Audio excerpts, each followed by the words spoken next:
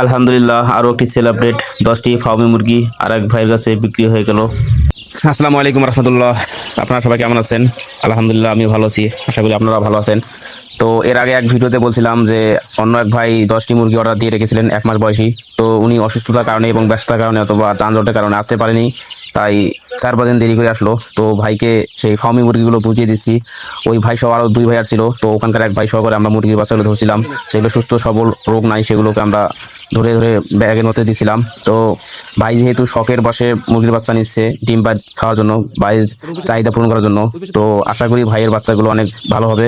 তো আমরা দোয়া করি ভাইয়ের জন্য যেন এই বাচ্চাগুলো বড় করতে পারে এবং সুস্থ থাকতে পারে, যেন কোনো রোগ বালাই না আসে, তার জন্য ভাইয়ের জন্য দোয়া থাকলো। এবং 10টি মুরগি থেকে যেন ডিম উনি পায় এবং বাড়ির চাহিদাগুলো পূরণ করতে পারে। মুরগিগুলো এর আগেই বিক্রি হয়ে গেছে, মূলত ভাইয়ের জন্য মাত্র 10টি রাখছিলাম। টোটাল এখানে 12টা মুরগি ছিল, মুরগির বাচ্চা ছিল। তো ওখান থেকে বেছে বেছে 10টা দিলাম। তো আর এখানে নাই আপাতত, এখানে শুধু দেশি মুরগি এবং টাইগার মুরগি আছে। তো এই কয়টা আপাতত আছে এবং ইনকিউবেটারের মধ্যে ডিম দিয়েছি। এরপর বাইরে বাচ্চাগুলো নিয়ে আসলাম বাইরে, যেহেতু ওইখানে ব্যাগের ভিতরে রাখছিলাম। এখানে বাইরে বাইকের ওই 2 ভাই দেখছিল যে কোনটা কি আছে না আছে। পরে এরপর বাচ্চাগুলো একটা একটা করে দেখে শুনে ব্যাগের ভিতরে ভরাইলাম, যেহেতু ব্যাগ দূরে যাবে, তার জন্য ভালোভাবে দেখে শুনে বাচ্চাগুলো দিয়ে দিলাম। তো ভাইয়ের জন্য শুভকামনা, ভাই যেন এই বাচ্চা 10টা দিয়ে যেন তার বাড়ির আমিষের চাহিদা পূরণ করতে পারে, ডিমের চাহিদা পূরণ করতে পারে।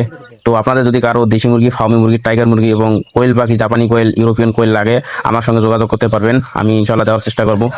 ধন্যবাদ সবাইকে। আসসালামু আলাইকুম রহমতুল্লাহ।